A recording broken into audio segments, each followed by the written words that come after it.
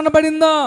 గమనించండి ఒక విషయం, ఎవరైతే ఈగోకే ఎక్కువగా హర్ట్ అవుతారో, ఈగో ఫీలింగ్స్ ఎక్కువగా ఎవరికైతే ఉంటాయో వాళ్ళు ఎంత నష్టపోయిన ఇష్టపడతారో తప్ప తన యొక్క మొండితనాన్ని మాత్రం ఎప్పటికీ విడిచిపెట్టరు. ఎంతైనా నష్టపోతారు అంతే. అవసరమైతే ప్రాణాలు తీసుకుంటారు, ప్రాణాలు తీస్తారు, ఆస్తి నష్టపరుచుకుంటారు, సమస్తం కోల్పోతారు. కానీ చెప్పండి, తను ఇంకొకరి ముందు తక్కువ అని అనిపించుకోవడానికి మాత్రం ఇష్టపడరు. ఒక సంగతి చెప్పమంటారా? హల్లెలూయా. ఎవరైతే సమయానుకూలంగా తగ్గించుకుంటారో, ఎవరైతే సమయానుకూలంగా తనను తాను జీరోగా చేసుకుంటారో ఆ వ్యక్తి చాలా గొప్ప వ్యక్తి అని గుర్తుపెట్టుకోవాలి.